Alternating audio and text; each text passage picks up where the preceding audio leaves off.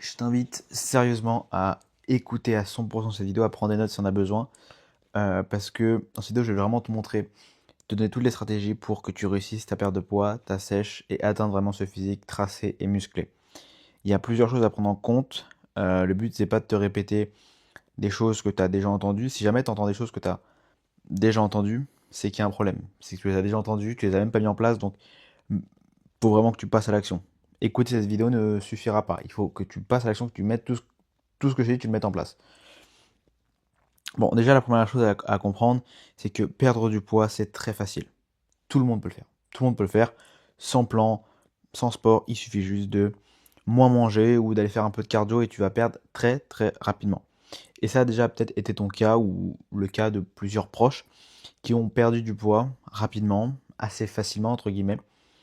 Mais tu sais pas pourquoi, ils ont toujours ce physique, ils ont repris peut-être ces kilos, ils n'ont pas encore atteint ce physique vraiment sec et musclé, parce que oui, perdre 5 kilos c'est bien, mais en vérité, tu n'as toujours pas le physique que tu veux. Et ça, c'est dû à une raison, c'est le manque de plan, que ce soit au niveau de l'entraînement, au niveau de ta nutrition, de routine en fait. Parce que, alors, selon les profils, il peut y avoir plein de choses qui arrivent. Soit tu ne perds carrément pas de poids, et donc là c'est vraiment la pire situation, c'est-à-dire que même si tu manges moins, si tu fais un peu de sport, tu ne perds pas. La deuxième situation, c'est que tu perds du poids, mais tu le reprends immédiatement parce que tu n'as pas réussi à tenir ta routine. Ce que tu as mis en place était beaucoup trop compliqué, tu l'as mis en place trop tôt, trop rapidement, et donc tu n'as pas tenu, donc tu as repris tous les kilos que tu avais perdus. Et la troisième solution qui arrive souvent, c'est que oui, tu as perdu déjà 5-10 kilos, il faut encore que tu en perdes 10, peut-être 15, peut-être 20, ou peut-être des fois c'est l'inverse, tu as perdu 20 kilos, il faut que tu en perdes encore 10, et c'est là où ça devient plus compliqué, parce que ta méthode ne suffit plus. Et ça s'explique par une seule chose, c'est encore une fois le manque de plan précis. Plus tu vas avancer, plus ton corps va demander des choses compliquées, enfin, pas forcément compliquées, mais plus précises. Ok. C'est-à-dire que juste manger moins, ça va pas suffire. Manger moins bêtement sans savoir, ça va pas suffire.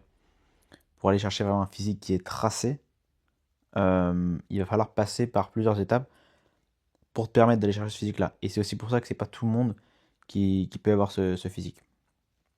Donc déjà, il faut que tu comprennes, du coup, voilà, c'est la première règle, c'est que tu dois avoir un programme, un plan précis à suivre pour tenir dans le temps, pour pouvoir traquer et améliorer, adapter quand ton poids ne bouge plus, ne diminue plus. Si tu n'as pas de plan, tu ne sais pas quoi diminuer, tu ne sais pas quoi augmenter quand ton poids stagne. Et donc, bah, tu stagnes. C'est vraiment les deux raisons principales. Et aussi, ça joue énormément sur ton mental. Donc c'est la troisième raison. Parce que c'est beaucoup plus kiffant d'avoir un plan, d'aller à la salle, d'aller faire ton cardio, d'aller manger ou de te restreindre un petit peu quand tu sais que tu as un plan, quand tu sais que tu as une vraie ligne directrice et que si tu le suis, tu vas atteindre ce résultat. Tu sais que tu fais ça pour atteindre ce résultat. Tandis que si tu fais des efforts et que tu n'as même pas la certitude que ça va fonctionner, la motivation va disparaître. Ça va être impossible. Et les jours un peu plus compliqués, tu vas lâcher. Il faut que tu aies quelque chose à quoi t'accrocher. Et ce quelque chose, c'est le process. C'est le processus où tu te dis, ok, même si là j'ai pas envie, ça va marcher, donc il faut juste que je fasse les actions bêtement et je les fais. Aujourd'hui, je prendrai pas de plaisir, c'est pas grave, mais au moins je l'ai fait et je serai content. Voilà. Maintenant, on peut rentrer dans le vif du sujet. J'espère que tu as compris ça parce que c'est hyper, hyper important. Ok, c'est vraiment le cœur de tout, euh, toute chose au niveau du sport. C'est il faut que tu aimes ce que tu es en train de faire. Maintenant, comment perdre du poids? Ça, c'est la chose que je répète beaucoup et peut-être que tu es déjà au courant de ça. C'est le déficit calorique. Donc, manger moins de calories que ton corps consomme chaque jour. Bon, comment savoir ça? En vérité, tu peux le calculer assez facilement. Il y a plein de sites qui te permettent de le faire très facilement. Maintenant, ça reste des calculs. Et donc, la meilleure chose à faire, c'est d'y aller progressivement, de tester. Tester ce nombre de calories. Est-ce qu'il est bon? Est-ce qu'il est pas bon? Est-ce que concrètement il me permet de perdre du poids ou est-ce que mon poids augmente? Est-ce que mon poids me maintient? Si ton poids se maintient, c'est qu'il faut encore diminuer. S'il augmente, bon bah là c'est que tu peux encore bien diminuer. Et s'il diminue, c'est que c'est correct, c'est que c'est bon, tu es en déficit calorique. Forcément, ces calories, il faudra les ajuster en fonction de ton poids. Donc, encore une fois, très important de traquer ton poids pour être sûr que que tu es dans la bonne direction. Ok. Ça, c'est vraiment la base des bases.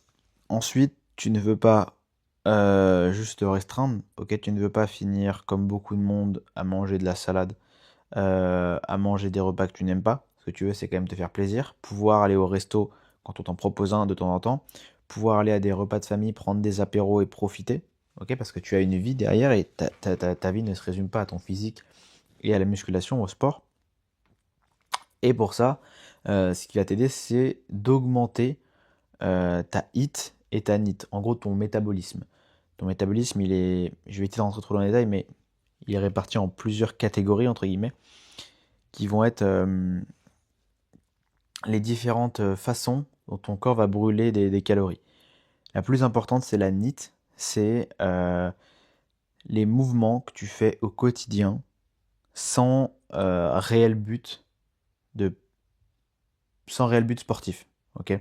Par exemple, quand tu fais un aller-retour à pied pour, euh, pour aller faire les courses parce que ta voiture est en panne, il y a un mouvement de. Mais même ça pourrait être juste le fait de faire un aller-retour en bas au frigo pour chercher un truc. C'est des mouvements que tu fais, c'est des calories que tu brûles parce que tu vas bouger, mais tu le fais pas dans un but de vraiment te dépenser. Et la HIIT, c'est les calories que tu vas dépenser, mais en faisant vraiment du sport, dans le but de faire du sport. Et ça, c'est quand même un peu plus faible. Ok. Souvent, on pense que justement, c'est quand on fait du sport, mais en réalité, là où tu vas brûler le plus, c'est dans tes mouvements inconscients.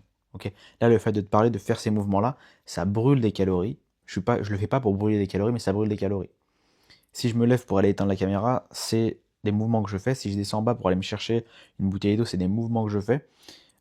Si je dois aller chercher quelqu'un à pied ou que je vais me promener parce que il fait beau et que j'ai envie de discuter avec quelqu'un dehors, c'est des mouvements que je fais, pas forcément dans le but du sport, mais où je brûle des calories. Et en fait, ça c'est hyper important de les augmenter.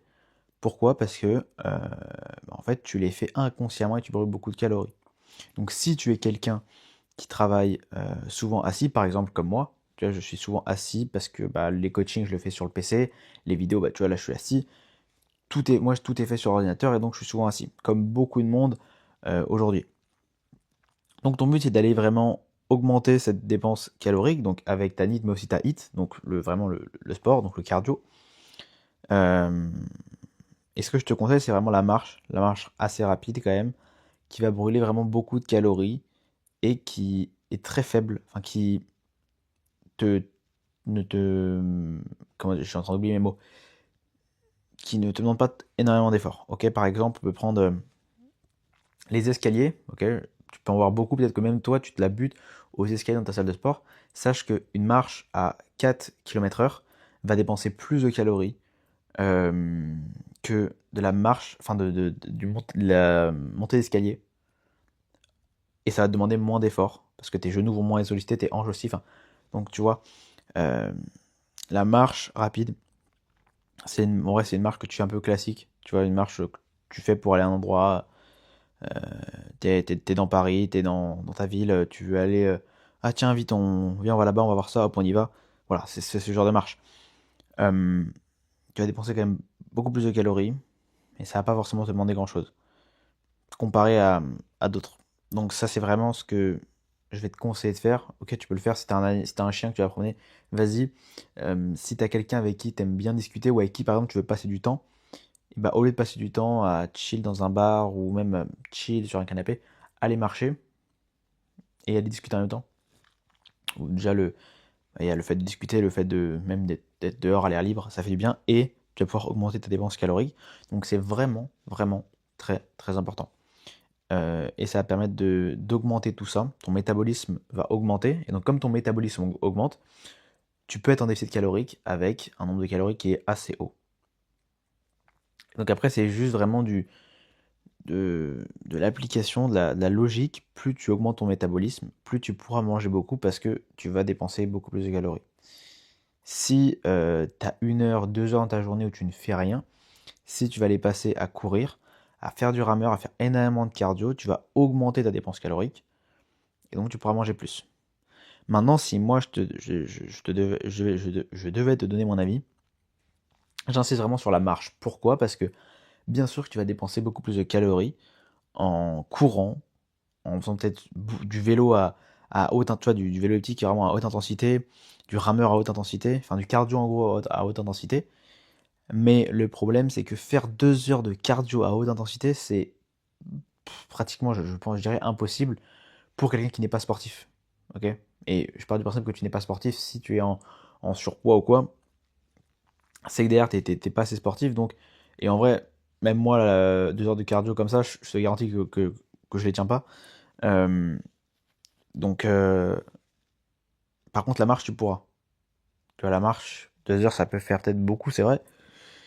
Mais si tu l'as fait avec de la musique ou avec quelqu'un en discutant, ou même tu peux la scinder, ok, t'es pas obligé de faire 2 heures d'un coup, tu peux faire 1 heure le matin, 1 heure le soir, 15 minutes pendant ta pause déjeuner ou tout ça. Et ça a vraiment, en fait, ça aura peu d'impact, tu vois. Limite, si par exemple, t'as des appels à passer, je pense que j'ai beaucoup de gars qui ont beaucoup d'appels à passer la journée, et que tu as la possibilité de marcher en les faisant, tu peux. Des mails à répondre, bah, alors bien sûr, c'est un peu plus compliqué forcément, mais quand tu marches, t'es pas obligé de que marcher, tu vois. Tu peux faire plein d'autres choses à côté, peut-être forcément moins précisément que si tu étais assis à ton bureau, mais tu peux au moins les faire un peu avancer sur certaines tâches, contrairement à si tu faisais du rameur, si tu fais du cardio intensité, où là tu ne pourras pas. Donc c'est vraiment cette balance, comment dire, cet entre-deux que tu peux avoir, parce que oui, le cardio à haute intensité va te dépenser plus de calories, mais est-ce que tu vas être en mesure de le tenir sur une longue durée? Ok. Si tu arrives à marcher 2 heures et que tu brûles, je sais pas, je dis une connerie, 500 calories, bon, c'est pas du tout les chiffres exacts, hein. Et que tu fais 30 minutes de cardio à haute intensité, euh, ou 2 heures de cardio à haute intensité. Non, attends, qu'est-ce que je voulais dire? Je suis en train de m'en mêler les pinceaux en fait. Bon, bref, on va oublier cette comparaison que je voulais faire parce que je vais me perdre. Mais pour te dire qu'en fait, tu peux même allier les deux. Ok, je suis en train de dire de pas faire de cardio. Fais ton cardio, mais fais-le le maximum que tu peux. Ok, si après 15, 20 minutes, 30 minutes, t'es KO, bon bah ok, c'est bon. Et dans la journée, tu essaieras d'aller marcher, faire des petits trucs classiques pour aller dépenser un peu plus de calories sans forcément te fatiguer. Ça, c'est vraiment les points à retenir et à mettre en place qui sont vraiment très importants. Maintenant, j'aimerais rentrer un peu plus en détail pour finir la vidéo quand même. Le but, c'est pas de vraiment donner juste les bases pour éviter que tu aies trop de choses à faire. Mais c'est aussi tes macronutriments. Je suis pas rentré là-dedans tout à l'heure dans la nutrition. Parce que j'étais pas de calories, mais en vrai, toutes les calories ne se valent pas.